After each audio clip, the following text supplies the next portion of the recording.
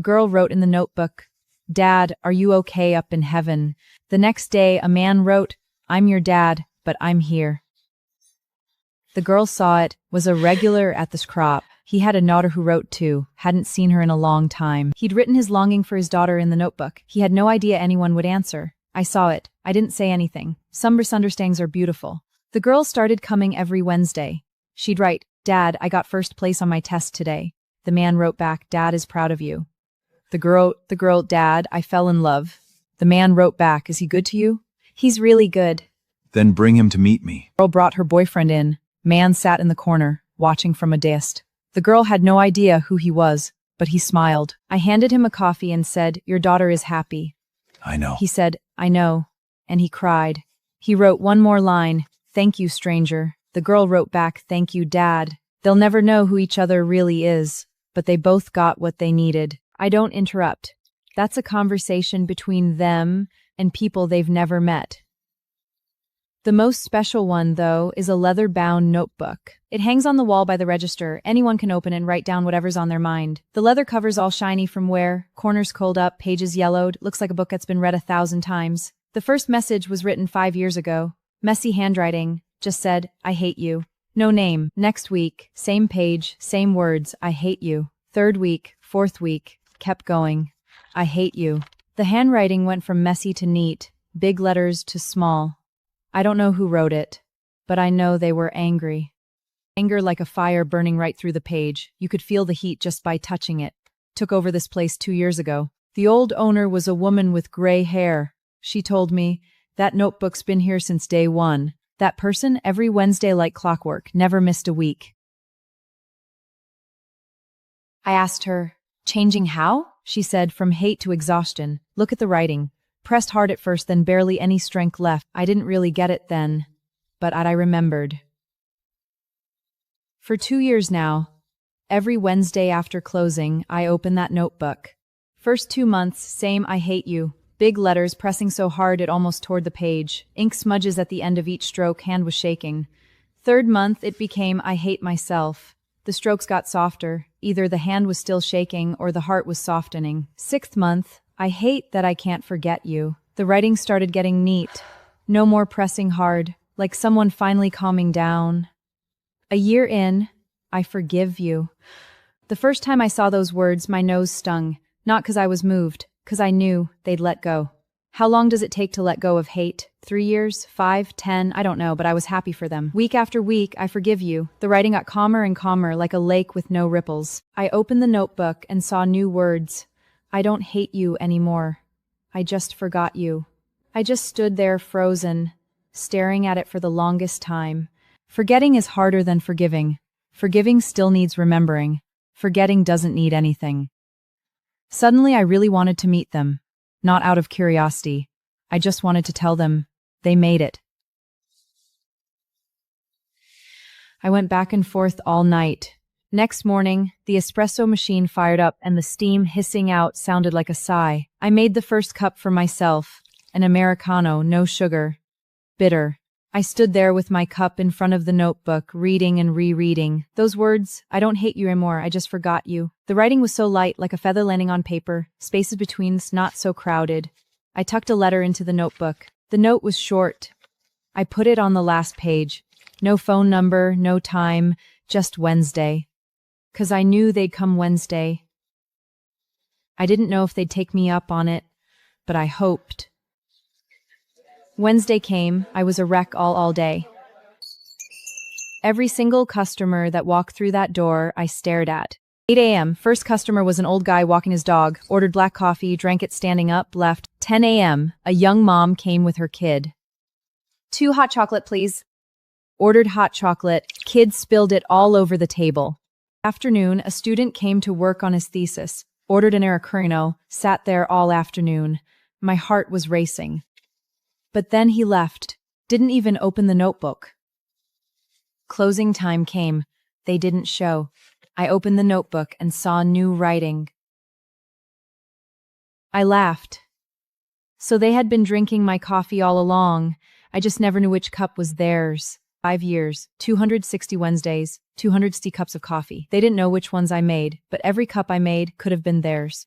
I wrote, then at least tell me, are you the guy who always sits in the corner? Wednesday, they wrote back. No. Wrong again. I didn't give up. Next week, I wrote another note. Then at least tell me who you are. Wednesday, they wrote back. Doesn't matter. Steady handwriting, like the person who wrote it, didn't want to be found. Third week, I wrote, then why come here to write? They wrote back, 'cause it's quiet here. I smiled. We started talking through the notebook. I asked, who did you forgive? I froze. They had hated themselves, hated what they did, hated who they hurt. It took them 5 years to go from hating themselves to forgive themselves. I get that, 'cause I've hated myself too. Everyone has. I wrote, so how are you now? They wrote, lot better. I wrote, that's good. They wrote, you make good coffee.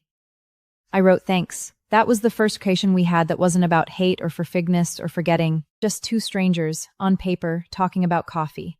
I stared at those lines, trying to picture their face as they wrote them. Were they smiling? Just calm? I don't know. But I knew they were willing to talk to me, even if just on paper. Next Wednesday, I wrote, nice weather today, good day for a hot latte.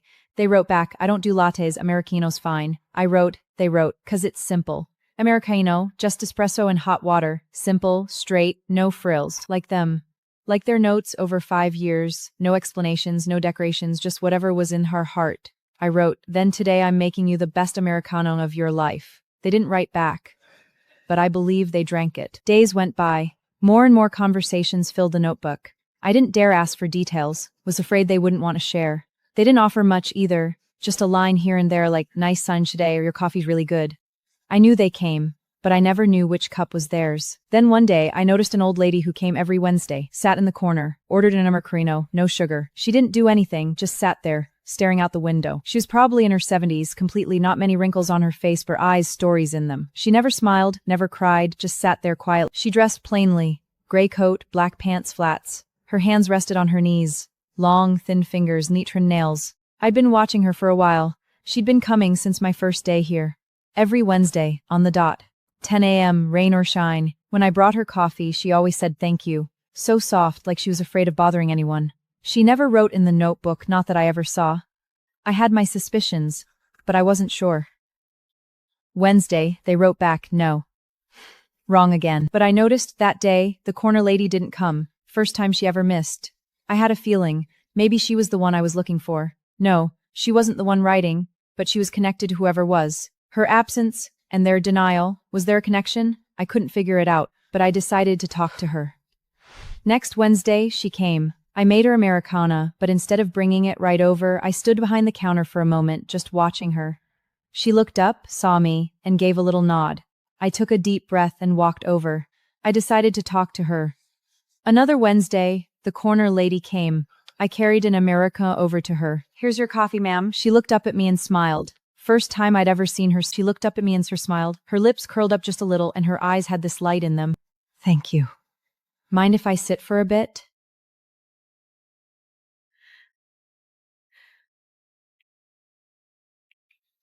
The shop was quiet, just the sound of the espresso machine and customers murmuring. Sunlight from the window fell across the table, stretching the coffee cup's shadow long and thin.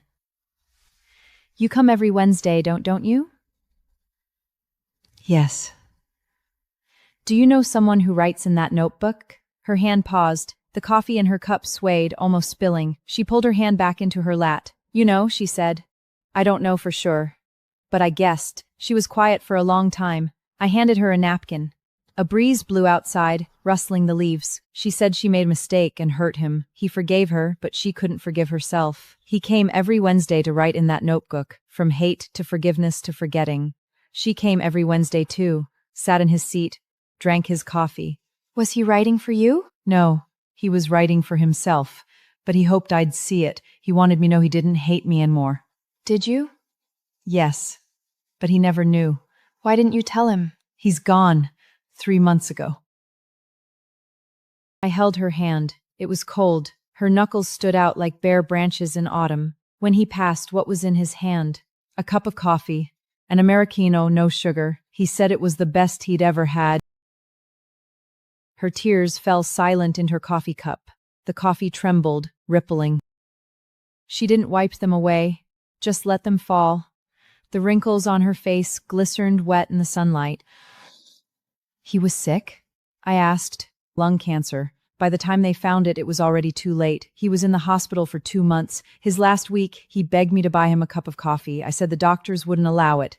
He said, just one last cup. Her voice gave out. I held her hand and waited.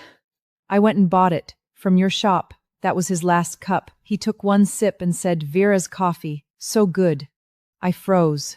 He didn't know I made it. He just knew it came from the shop. But he remembered my name. 'Cause in the notebook, I was Vera. Did he say anything else?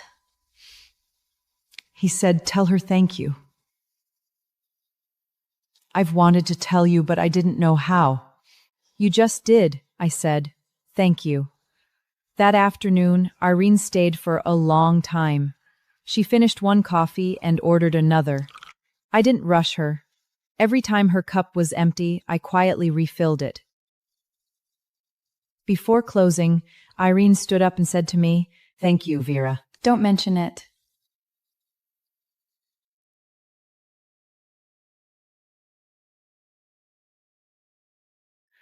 His last message, what did it say? I don't hate you anymore. I just forgot you.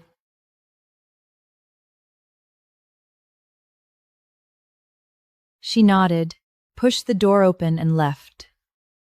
The wind chimes jingled. I stood there watching her figure disappear around the corner. The sky had gone dark. Streetlights came on. The sidewalks were almost empty. A few pigeons pacing under the lights. I thought, she'll be back. That night I was alone in the shop going through the notebook. I opened to Henry's page. I don't hate you anymore, I just forgot you. The handwriting was so light, nothing like 5 years ago. Back then he'd press down hard when he hate you like he wanted to punch through the page. Now his pen just brushed across the paper like wind over water. I wrote in the notebook. Irene came. She had coffee. She smiled. I don't know if Henry can see it, but I know he'd want to. When I was done, I hung the notebook back on the wall. The leather cover glowed soft under the lights. I turned off the lights and locked up. Walking home, I wondered, what kind of person was Henry? What did his face look like when he wrote those words? What went through his mind when he drank his coffee? I don't know, but I know he loved, he hated, he forgave, and finally, he let go. And that's enough. Irene started coming every Wednesday, right on time. No more sitting in the corner, she took the window seat. Said she liked the sunlight. Outside on the old street, the plane tree leaves swayed in the wind. She talked to me about her younger days, about how she and Henry, and about the beaches they went to together. She said their first date was at a little coffee shop by the ocean. He ordered an Americano, she ordered a latte. He said, Americano's too bitter. She laughed and said, then why didn't you get a latte? He said, latte's too sweet, not like me. She laughed at that. That was him. Didn't say much, but every word stuck with you. Why did you two separate?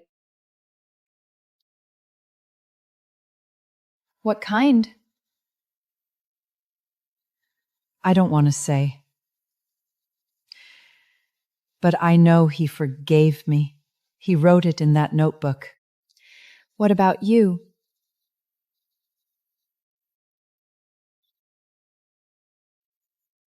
I haven't yet. I poured her a fresh cup of coffee. Then start today?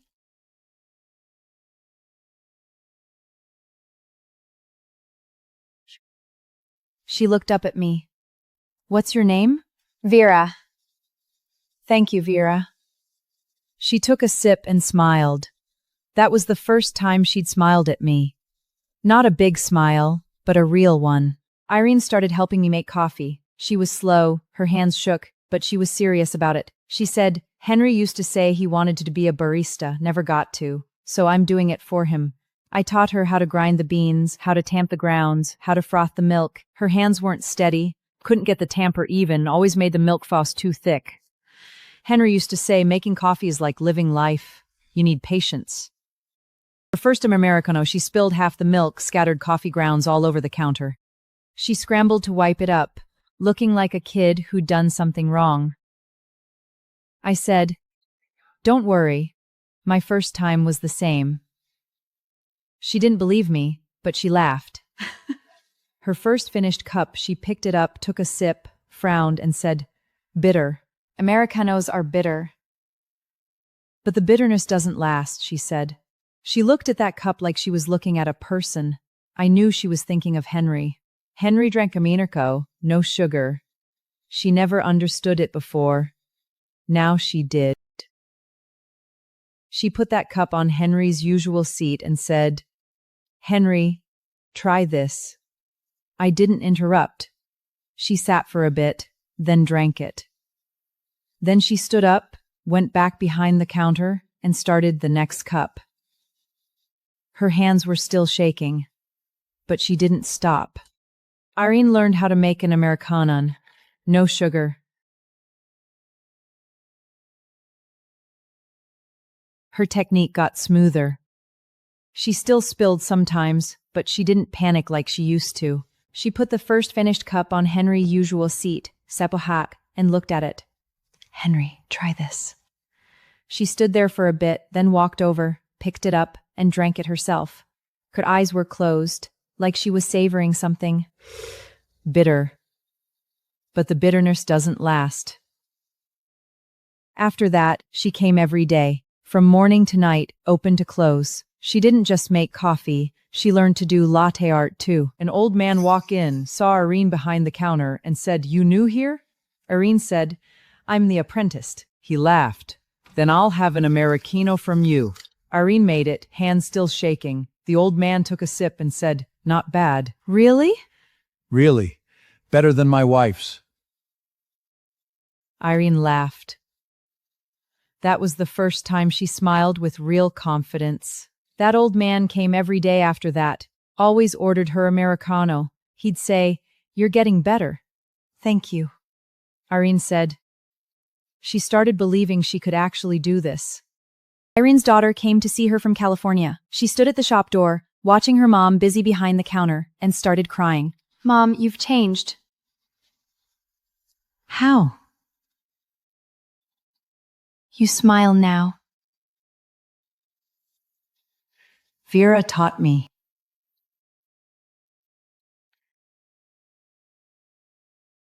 "Thank you." I said, "Don't thank me. Your mom found her own way." I said, "Don't thank me. Your mom found her own way." Her daughter stayed for a week to help out and learned a few coffee drinks. She picked, "You're smarter than me." "You're more patient than me."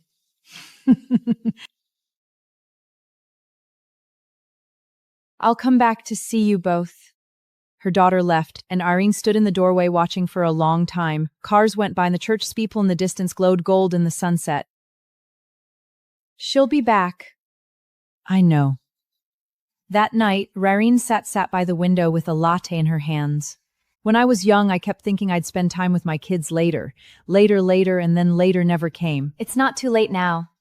Yeah, Henry was right. Making coffee is like living. You need patience. You need patience with yourself, too. A young girl walked into the shop, holding her phone. She looked about 20, wearing a canvas backpack, hair pulled back in a hangtail. "I saw your notebook story online. Can I write something?" "Go ahead." She opened the notebook and looked through a bit, all those words from people before, so many, so dense. She flipped to a blank page up the pen. The pen hovered over the paper for a long time without moving. I poured her a cup of hot chocolate. She drank it and said, "This is good." "This is good." "You want to talk about it?" "My mom passed away last year. I'm still not over it." "You can come whenever you want." She came, every Wednesday. She wrote a lot in the notebook. Sometimes nice weather today, sometimes I dreamed about you again.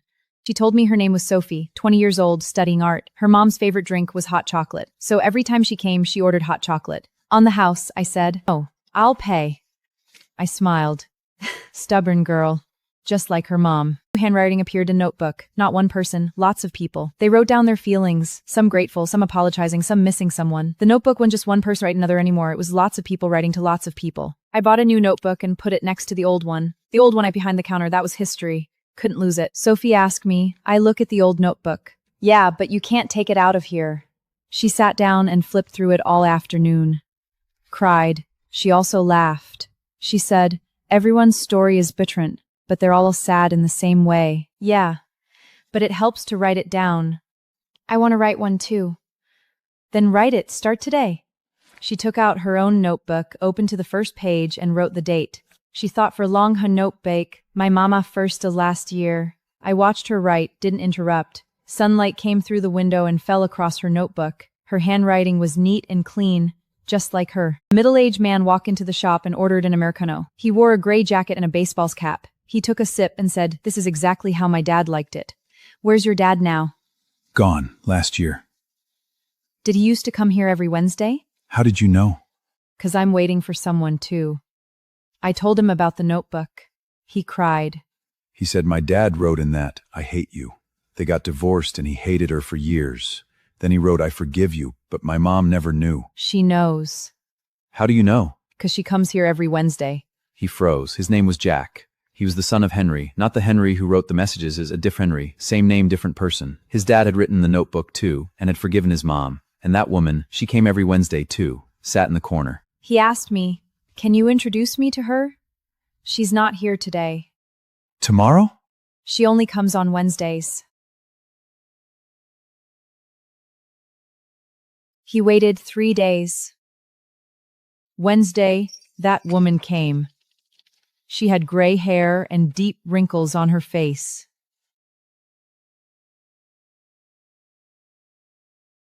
She sat in the corner and ordered an Americano.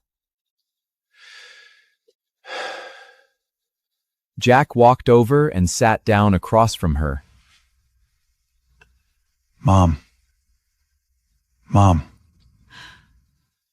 What are you doing here? I came to see you for Dad. She cried. He held her hand. I watched from behind the counter.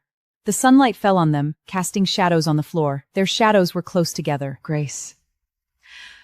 I could used to. The woman's name was Grace. She came every Wednesday because her ex-husband used to come every Wednesday. After he was gone, she kept coming, sat in his seat, drank his coffee. Reynolds coffee. She never knew he'd written, I forgive you. Jack told her. She cried. I thought he hated me his whole life. He didn't.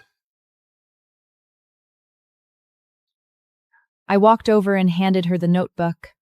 She opened it and saw those words, I forgive you. The handwriting was old, from five years ago. The paper had yellowed. She ran her finger over those words, like touching someone's face. He was waiting for you all along, she cried for a long time. Jack held her, patting her back. I poured a glass of warm water from the counter and put it in front of her. Thank you. That man came for a month, never drank a drop of coffee. One day, he opened the notebook and wrote, I'm sorry, I came. No name, no date. The next day, a woman walked in. She looked like she was searching for something. She was in her 50s, graying hair, plain clothes, clutching a piece of paper in her hand. She saw the notebook, opened it, and read that line. She started crying. She covered her mouth with her hand, her whole body shaking. Do you need help? He came. Who? My son. I froze. So that man was her son. They'd been out of touch for years. He was looking for her. She was looking for him. But they were both waiting for the other to make the first move. I gave her a glass of water. She drank it and said, "Thank you." They glared at me, then burst out laughing. Daughter came from out of town to see her. She saw her mom behind the counter, laughing and chatting with customers. She was stunned. "How? You smile now." "'Cause someone taught me how." "Thank you." "Don't mention it." A man walked into the shop, tall, quiet. He wore a dark jacket, jeans, sneakers, and black-framed glasses. He ordered an Americo, sat in the corner, and didn't say a word. I noticed he didn't touch the coffee, just sat there. His fingers tapped lightly on the table, like keeping a beat, or maybe waiting for something. At closing, he stood up and left. Didn't drink the coffee. Next day, he came again. Didn't drink it again. Third day, I couldn't help asking, "Don't you drink coffee?" No, "Then why do you come?" 'cause it's quiet here. His voice was low, like it was coming from somewhere deep inside. I noticed a scar on his finger. Old, already faded white. I knew, just like Henry, he was waiting for someone. For who? He didn't say. I didn't ask. The next month, he came every day, sat in the same spot, ordered the same Americano, didn't drink it. At closing, he stood up and left. The coffee in the cup went hot to cold, cold to ice, and then I poured it out. I poured out a lot of cups. He didn't care. He just sat there. One day, he opened the notebook and looked through it for a long time. Then he put down the pen without writing anything and left. That man came for a month, never drank a drop of coffee. One day, he opened the notebook and wrote, "I'm sorry, I came. No name, no date." The next day, a woman walked in. She looked like she was searching for something. She was in her 50s, graying hair, plain clothes, clutching a piece of paper in her hand. She saw the notebook, opened it, and read that line. She started crying. She covered her mouth with her hand, her whole body shaking. "Do you need help?" "He came." "Who?" "My son." I froze. So that man was her son. They'd been out of touch for years. He was looking for her, she was looking for him. But they were both waiting for the other to make the first move. I gave her a glass of water. She drank it and said, "Thank you." "Thank you." She waited from morning to afternoon to evening. The sun moved from east to west, sunlight shifting from one table to another. She didn't leave.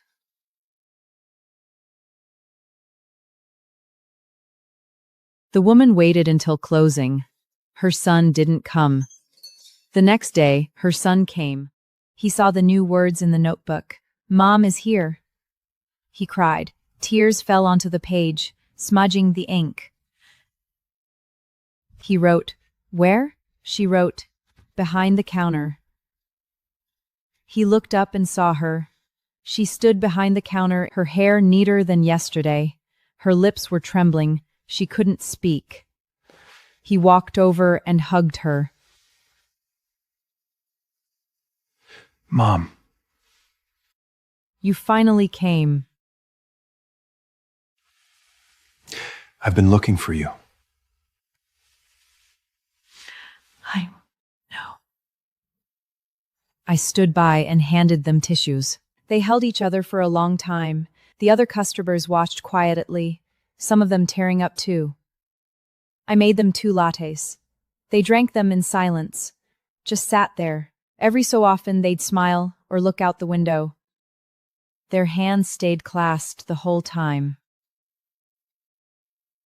That was the shortest conversation in the notebook and the longest wait.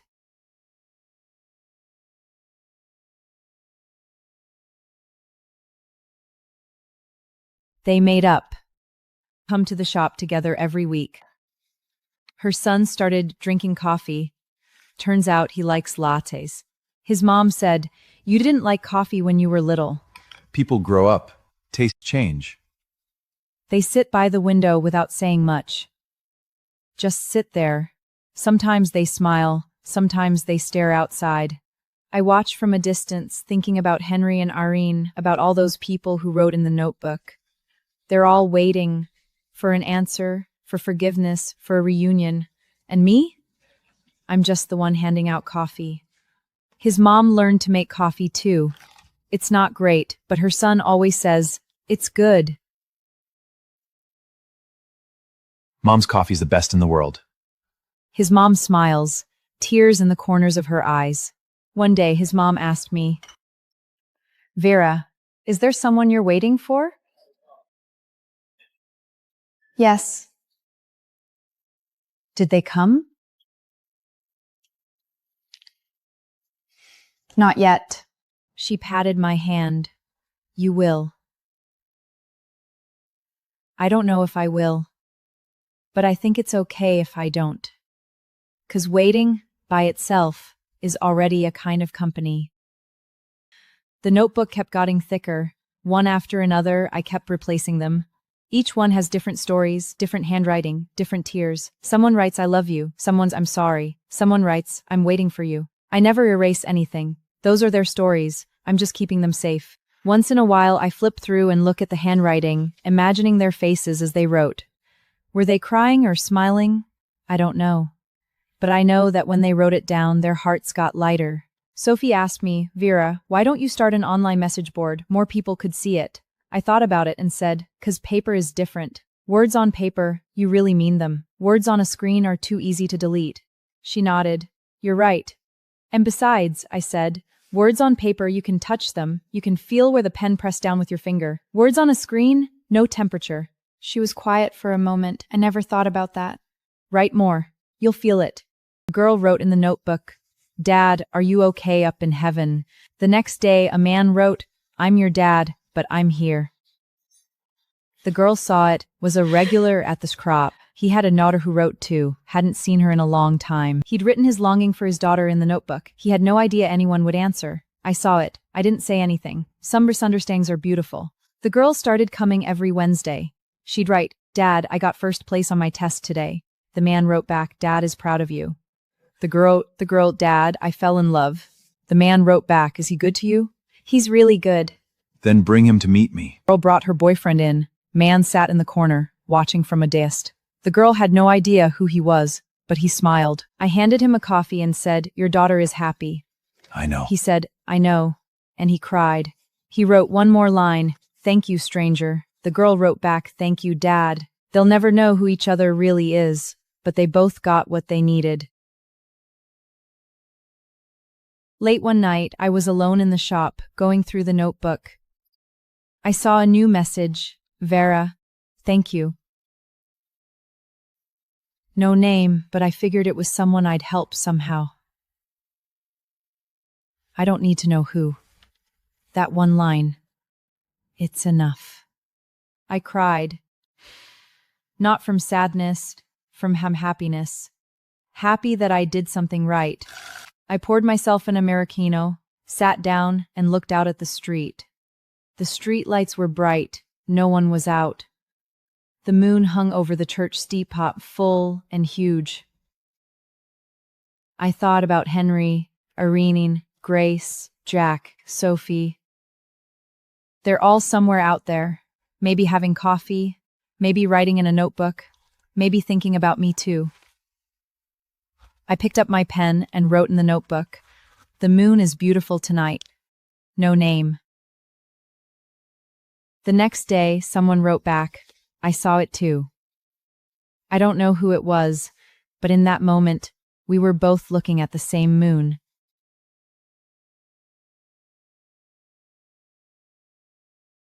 And that's enough.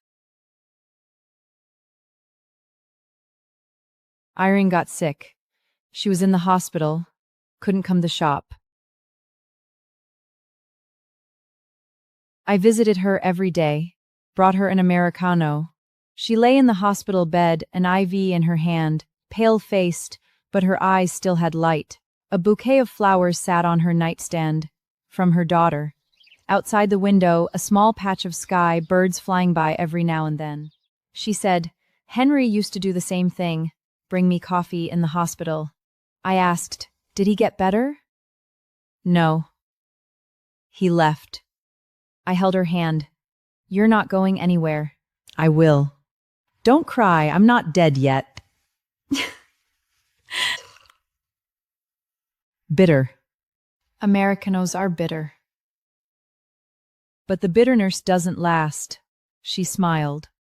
That night, I went back to the shop, opened the notebook, and wrote, "Irene is sick, but she's still drinking her coffee." Someone wrote back, "Tell her we're wishing her a speedy recovery." The notebook filled up with get well wishes. Some said, "Stay strong." Some said, "We're waiting for you to come back." I don't know who those people were, but they all cared about an old lady they'd never met.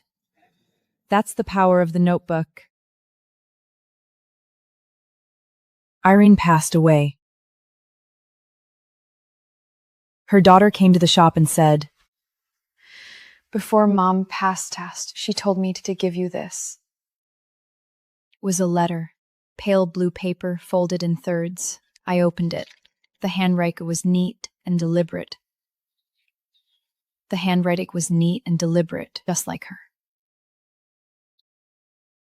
I pinned the letter to the wall with all the other messages. That was her last message. Not written in the notebook, written in a letter. They didn't get it, but I know she does. She's up in heaven now, maybe having an Americana. No sugar. She looks good. She was. I want to be like her someday. When I go, I want someone to remember me. They will.